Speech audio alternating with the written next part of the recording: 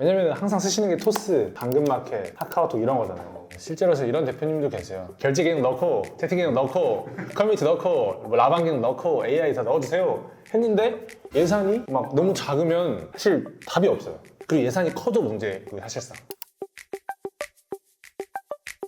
네, 안녕하세요. 미스터 디벨로입니다. 개발사의 프로젝트를 의뢰하시는 분들은 아마 이런 경험 한 번쯤은 있으실 거예요. 개발사가 제 말을 이해를 못해요. 혹은 만들어놨는데 이거 진짜 아닌데 일정이 계속 늦어지는데 뭐가 문제인지 모르겠어요. 생각만 해도 사실 화가 나는 상황이죠. 근데 이제 이런 문제가 왜 자꾸 반복해서 생길까요? 개발사가 실력이 없어서일 수도 있겠죠. 하지만 대표님이 의뢰를 잘못해서일 수도 있습니다. 수십 개의 프로젝트를 성공시키면서 알게 된 사실이 있습니다. 개발의 성공은 어떻게 의뢰하느냐에 따라 달려있다는 건데요. 오늘 미스터 디벨로가 수십 건의 프로젝트 경험으로 알게 된 개발 외주 실패 확률 0% 만드는 법 전부 공개해드리도록 하겠습니다.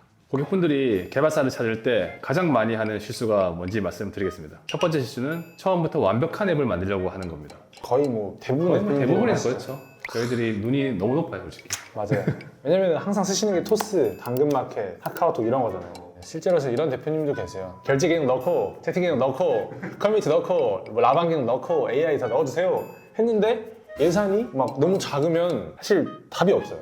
그리고 예산이 커도 문제, 사실상. 그거를 그렇게 긴 호흡으로 가져가면 사실 안 되는 거라서. 일단은 서비스에서 가장 중요한 거는 나의 서비스가 고객들에게 통하는지를 확인하는 거거든요. 그런데 너무 많은 기능이 들어가면은 이게 처음에 방향성을 잃어버리고 서로 다른 기능들이 상충하다가 이도저도 아닌 서비스가 나오는 거죠. 그리고 중간에 대표님도 지금 나중에 이 기능 물어보면 모르세요. 그러니까 진짜 모르시고 오히려 만든 우리가 훨씬 더 잘 알고 그리고 점점 너무 많은 거를 하시면은 애정이 식는 게 보여요. 맨 처음에는 막 엄청 막 밝은 눈으로 오셨다가 하다 보면은 점점 중간에는 아 이거 살짝 괜히 했나 약간 이런 느낌이 좀 드는 듯한 뉘앙스로 말씀하시는 분들도 계시고 이러기 때문에 무조건 타이트하게 내서 일단 4개월 안에 만들고 출시하고 그 다음에 또 붙이는 게 제일 저는 좋아 보입니다. 두 번째 실수는요, 서비스 의도는 이야기하지 않고 기능만 이야기한다는 거예요. 뭐 이런 식입니다. 고객 채팅 기능 넣어주세요.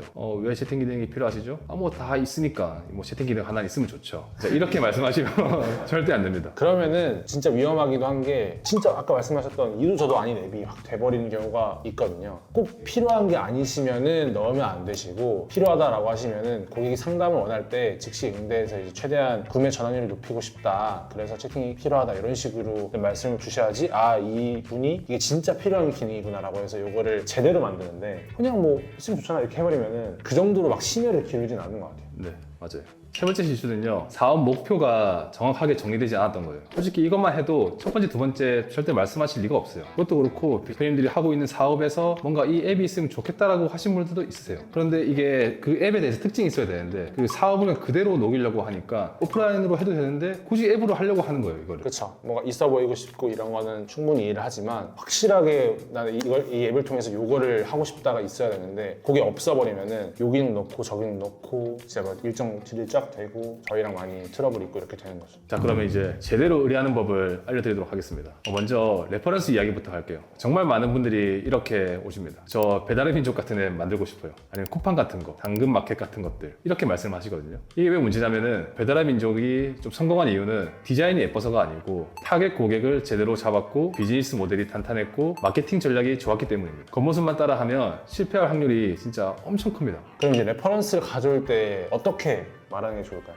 이렇게 말하기 좋죠. 이 앱의 디자인에 손의 매너가 마음에 든다. 이 앱의 사용자 플로우가 우리 서비스에 잘 맞을 것 같다. 이 앱의 기획 방식을 우리 서비스에 녹이고 싶다. 이렇게 되면은 명확하긴 해요. 예를 들어서 토스 특유의 그 물방울스러운 듯한 UI 있잖아요. 뭐 그런 거라던가 당근마켓에서 뭐 이 파일 올리면 이렇게 올라간다라던가 이런 것들을 말씀해 주시면 그걸 녹이기가 훨씬 더 쉬운 거죠. 근데 이제 전자 같은 경우는 배달의 민족이요. 쿠팡처럼 이렇게 해버리면은 저희 입장에서는 아 뭐 배달의 민족이 어디를 얘기를 하는 거지? 그 부분에서 어디를 참여할 건지 사실 헷갈리다 보니까 이게 앱으로서 확 나오기가 어려운 거죠. 그 다음은 예산 얘기입니다.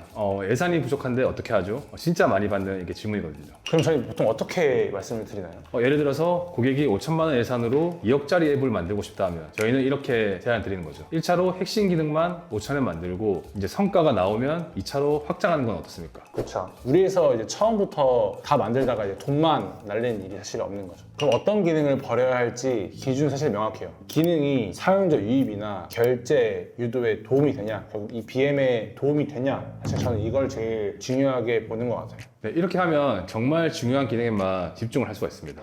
자, 여기서 좀 재밌는 게 있는데요. 클라이언트가 준비를 완벽히 해왔어도 좀 개발이 실패하는 경우가 있습니다. 그게 왜 그럴까요? 뭐가 있을까요? 첫 번째는요, 처음부터 너무 많은 기능이 들어가는 거죠. 완벽하게 이제 A부터 Z까지 다 준비했으니까 만들 수 있겠지? 라고 생각을 하실 수 있습니다. 하지만 저희가 생각했을 때는 많이 힘듭니다, 이거는. 그 계획까지는 너무 좋은데 그 계획 중에서 일부만 해서 출시하는 게 제일 좋긴 해요. 가장 중요한 핵심만 하는 게 제일 좋죠. 두 번째는 또 어떤 게 있을까요? 이상한 개발사에게 의뢰를 하는 경우에요. 내가 뭐 물을 베려고 하는데 칼이 이상하면은 답이 없죠 이제. 그렇죠. 아무리 준비를 잘해도 개발사가 실력이 없으면 이게 소용이 없습니다. 정해진 일정대로 나오지도 않을 거고 원하는 기획이나 디자인도 나오진 않을 거니까요. 그리고 세 번째는 개발사를 다루는 방법을 잘 모르시는 경우예요. 내가 내 돈 냈는데 이거 다 적용해줘야 되는 거 아닌가? 좀 이러면 개발사가 무서워서 다 도망가거나 소송 가는 거죠. 서서 가는 거죠, 이게. 사실 이것도 사람이 하는 일이잖아요. 그러다 보니까 조금만 유하게 말씀 주시거나 아니면은 이런 부분들은 내가 착각을 했는데 요거를 좀 빼더라도 요거는 좀 넣었으면 좋겠다라고 하면은 뭐 다른 데는 모르겠어요. 저희는 웬만하면은 그래도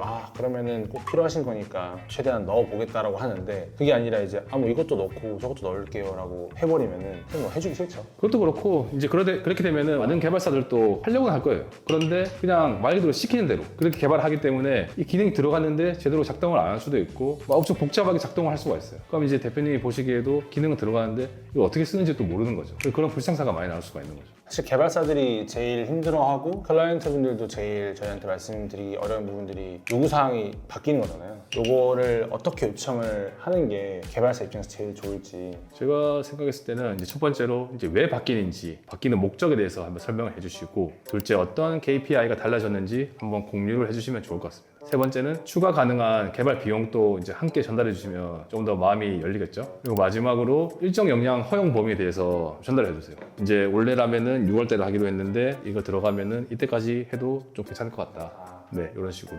이 네 가지만 있으면 불필요한 충돌을 많이 줄어들 수 있을 것 같습니다. 네, 여러분 명심하세요. 개발의 성공은 사실상 어떻게 의뢰하느냐에 달려있다고 해도 무방합니다. 지금 개발 의뢰를 준비 중이시라면 개발사를 만나기 전에 이것부터 준비하세요. 사업 목표가 뭔지, 뭘로 돈 벌 건지랑 최종적으로 MVP가 어떻게 나왔으면 좋겠는지 이것만 딱 정리해 가도 개발 성공 확률이 90% 정도는 올라갈 겁니다. 수십 개의 프로젝트를 하면서 정말 많은 대표님들을 만났어요. 준비를 잘 하신 분은 지금 저희랑 3차, 4차까지도 하고 오늘 미팅하고 왔잖아요. 준비를 안 하신 분들은 출시도 못하는 경우도 많고 출시하더라도 운영도 못하고 그냥 방치해두는 분들도 많이 있었어요. 네, 맞아요. 사실 저희가 해드릴 수 있는 거는 의뢰 들어온 거에 맞춰서 앱이나 웹을 이렇게 만들어서 출시까지 해드릴 수 있는데 그 외의 것들은 보통 다 대표님들의 역량이기 때문에 이렇게 다 준비해 오시고 MVP만 딱딱 내서 하시는 분들이 훨씬 더 잘 됐던 것 같아요. 맞아요. 꼭 저희가 말씀드린 내용들 명심하셔가지고 저희가 아니더라도 다른 개발사들이랑 이야기하실 때 그 부분도 참고해서 좋은 프로덕트 만드셨으면 좋겠습니다. 오늘 영상에 도움 되셨다면 좋아요, 구독 꼭 눌러주시길 바라겠습니다. 감사합니다. 감사합니다.